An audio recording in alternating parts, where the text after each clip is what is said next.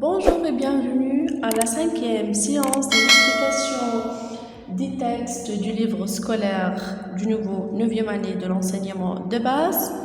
Notre texte aujourd'hui est un poème intitulé « Les cœurs purs ».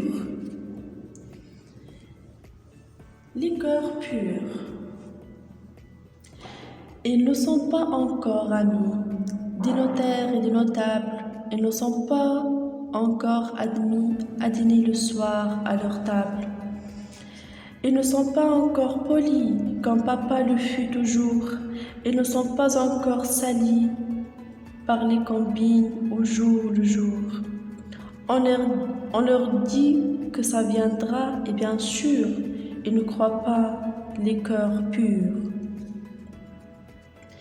Ils ne sont pas encore rusés ni blasés d'être un peu bohèmes. Ils ne sont pas encore usés par le métro des matins blêmes.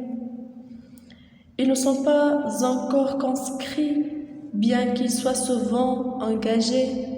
Ils ne sont pas encore inscrits ni au chômage ni au congé.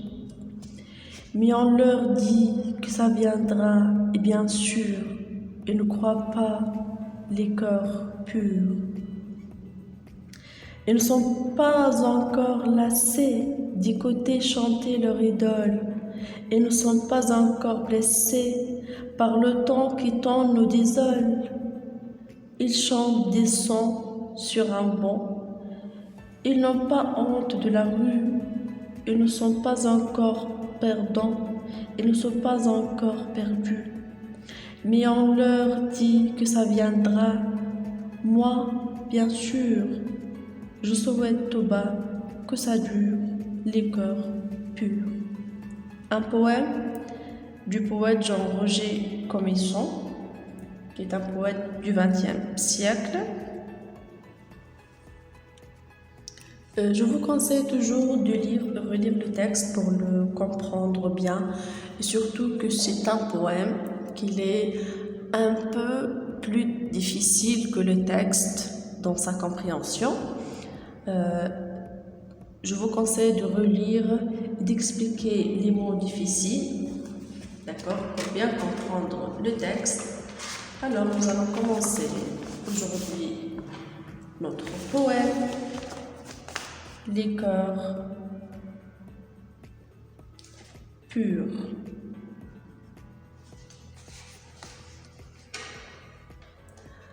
Première question dans la partie nous analysons le poème. Dans la première strophe, les jeunes ont présenté comme des personnes privées de certains privilèges. De quel privilège s'agit-il?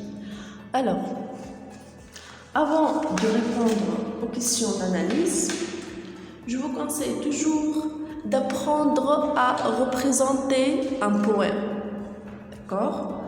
Et faites attention, s'il vous plaît, à l'orthographe. On dit un poème, un poète et la poésie.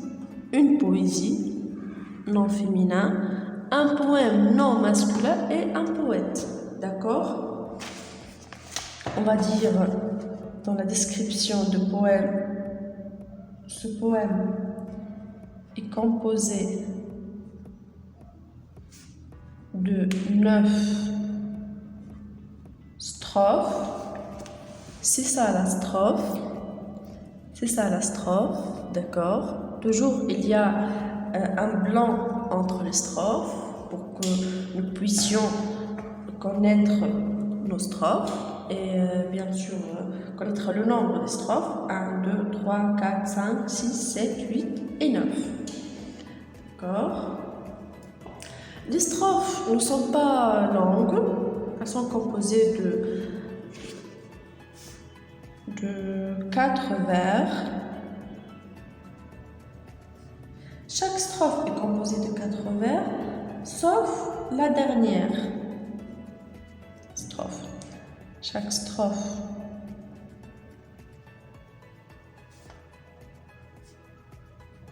est composée de 4 vers. sauf la dernière strophe, qui est composée de 5 vers. D'accord? On parle maintenant de la rime. La rime هي القافية بالعربية. La rime القافية معناها اللي توفى بها البيت ولا الستروف. Ami, notable, able, admis, mis, leur table, able. Donc, نحن كيفاش ننظموا لي ريم؟ عندنا ريم أمي مي سموها أ وتابل ريم أخرى سموها ب. أمي رجع للغيم الأولى نرجعو لأ. تابل رجع للغيم الثاني نرجعو ب. دونك أ ب أ ب. Poli, c'est lit le jour, our. Des, sali, lit, c'est et le jour des. Donc, les rimes presque A, B, A, B, C, D, C, D, N, E, F, E, F. Nous savons les rimes sont croisées. A, B, A, B. Avec un rime croisé. D'accord? Et qui معناها ces rimes donnent de l'harmonie.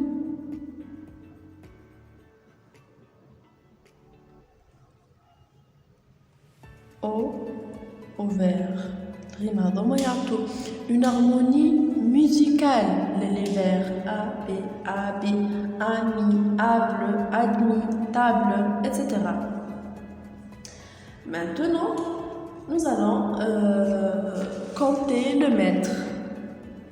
Le mètre de chaque vers. معناها كل poème مكتوب على un mètre معين. معناها كان البويزي ليبر هذاك يكتبوا كيف ما يحبوا سينو هنا يكتبوا يعني يختاروا دو نومبر دو سيلاب معينين. اش معناها سيلاب؟ نوريكم. Ils ne sont pas encore amis. 1, 2, 3, 4, 5, 6, 7, 8. Des notaires et des notables. 1, 2, 3, 4, 5, 6, 7, 8. D'accord?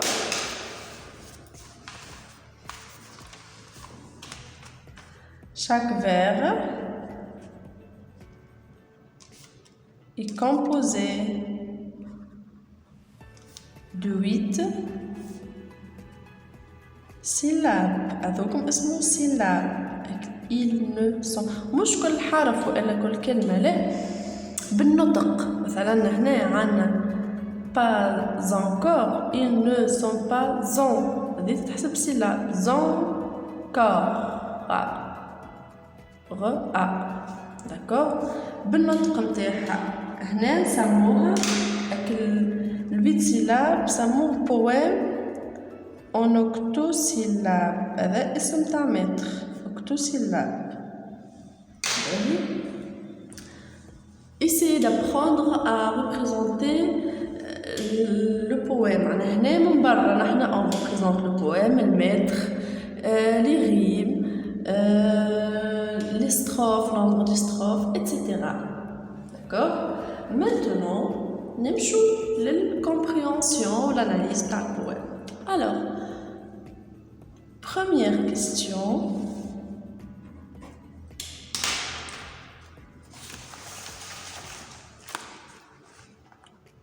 Dans la première strophe, les jeunes sont présentés comme des personnes privées de certains privilèges. De quels privilèges s'agit-il? هو حدد لنا la première strophe. Donc نحن لازم نرجعوا la première strophe. نعاودوا نقراوها. Ils ne sont pas encore amis des notaires et des notables. Ils ne sont pas encore admis à dîner le soir à leur table. On va dire dans la première strophe,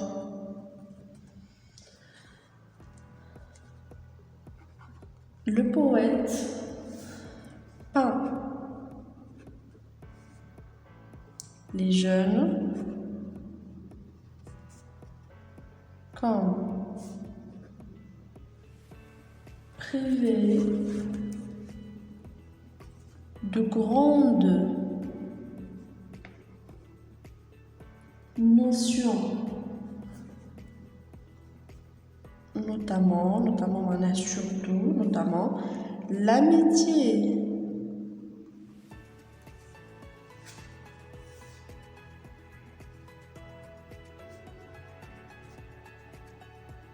Nous ne sommes pas encore amis. On cite le premier vers. Puisque les enfants ne connaissent pas vraiment le vrai sens de l'amitié. D'accord? De plus, ils sont dépourvus, même des rencontres. Je ne cherche des rendez-vous comme les grands, les jeunes, d'accord? À dîner le soir à leur table. Comme quoi, par le jeu, par la musique, ici, quelqu'un qui écoute de la musique, les jeunes, la technologie ou donc, ils sont privés des rencontres, de dîner le soir à leur table. Comment dire, à l'achat le soir, pour le narrateur, ou bien pour le poète, les jeunes sont privés de ces privilèges. La question suivante, les strophes 4 et 5 présentent les jeunes déchargés des soucis des adultes. De quels soucis s'agit-il? On a dit strophes 4 et 5. On prend la strophe 4 et 5. Ils ne sont pas encore rusés. Rusés, معناها ما عندهمش الصوص تاع الغوز الحيلة نتاع المنصونج. rusé فيها mensonge فيها ruse فيها malice هو الخبث. D'accord? Ni blasé, dégoûté. خنخرجوا نحن الشون لكسيكال هذا rusé, blasé d'être bohème. Bohème معناها personne qui vivent en marge de la société. إنسان العلاقة يمشي ما عندوش حتى هدف قدامه معناها il erre comme ça. C'est un mot verbe errer, celui qui voyage sans aucun but attendu معناها. D'accord? Bohème. Ils ne sont pas encore usés. Usés معناها fatigué. Blasé معناها dégoûté par le métro du matin. Blême, l'adjectif blême ici qui veut dire pâle, déplaisant. Blême, pâle, حاجة comment on dit ماهيش منورة. pâle معناها كما on parle d'un visage pâle وجهه أصفر. ساعات نحسوا إنه لي ماتان ما فيهم، أنا نحسهم حزينين معناها بلام ما فيهمش لون هكا. ils ne sont pas encore conscrits 6 engagés dans l'armée. يعني مازالوا ما يعرفوش معناها إنسان يمشي للارمي للجيش للعسكر. وهذاك شنو يحب يقول ils ne sont pas encore inscrits ni au chômage، ما يعرفوش الشوماج ni au congé. الشون لكسيكال هذا souligne ce champ. Lexical, c'est un tas de fatigue et de dégoût. Fadda ou clap ou trab. Du coup, souligne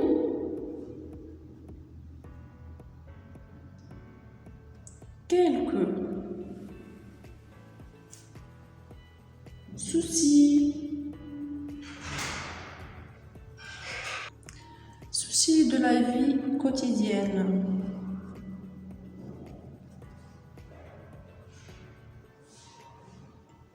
De la vie quotidienne. Alors, on a dit qu'il a indiqué la fatigue des matins, le devoir. En effet, il indique la fatigue du matin, le matin bleu, le devoir de l'engagement. معناها الصغار مازال ما يعرفوش اش معناها devoir de l'engagement. devoir اللي يعرفوه presque في القرايه كهو le chômage, le fameux chômage, 3 points. D'accord? On dit comme déduction Cosimo, le nom du poète, toujours نكتبوا اللقب تاع poète. Le nom, moi, le prénom. On n'écrit pas Jean Roger par le nom Cosimo peint les enfants comme des êtres qui ne sont pas encore, comme le dit dans le texte, ils ne sont pas encore, après un adjectif, ici je lui dis moi, qui ne sont pas encore suyés, comme on dit, sali, sale, أما مش sale بمعنى إنه مسخ حوايج non, sale معناها إنه il n'est pas encore touché de cette chose, suyé par la fougue du quotidien. D'accord, par le fougue du quotidien. Nous allons passer à l'autre question. Alors, quel vœu Jean-Roger Cosimo exprime-t-il dans les 4 derniers vers? Les 4 derniers vers. On va lire les 4 derniers vers parce qu'ils sont très importants. Mais on leur dit que ça viendra. Moi, bien sûr, je souhaite tout bas. Il évoque le jeu qui parle ici, c'est le poète lui-même qui parle ici. Je souhaite tout bas que ça dure, les cœurs purs. On va dire, par exemple, dans les derniers vers, le poète n'hésite pas à révéler son vœu par ou bien à travers l'emploi du pronom personnel je. Madame استعمل je أكيد فما حاجة خاصة qu'il veut l'exprimer. Point personnel je. Point. Il souhaite. شنو هي الفيرب تاعو؟ Il souhaite que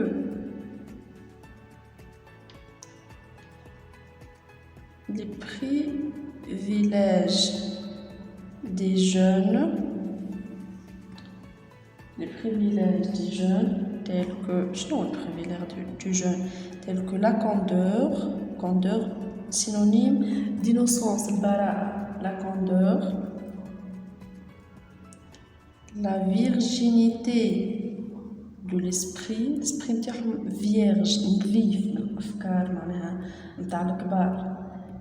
Le désengagement ماهوش مربوطين بحتى شيء.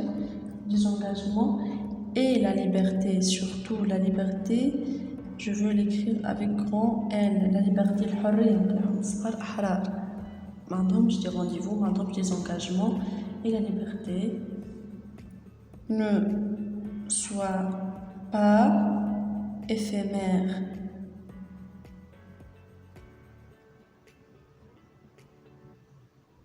Ne soit pas éphémère. Éphémère معناها زائلة. Éphémère عكس éternel. Éphémère momentané passager. عكسها éternel et durable. Ne soit pas éphémère. معناها les privilèges des jeunes ne soient pas, ENT. Ne soit pas éphémère. D'accord?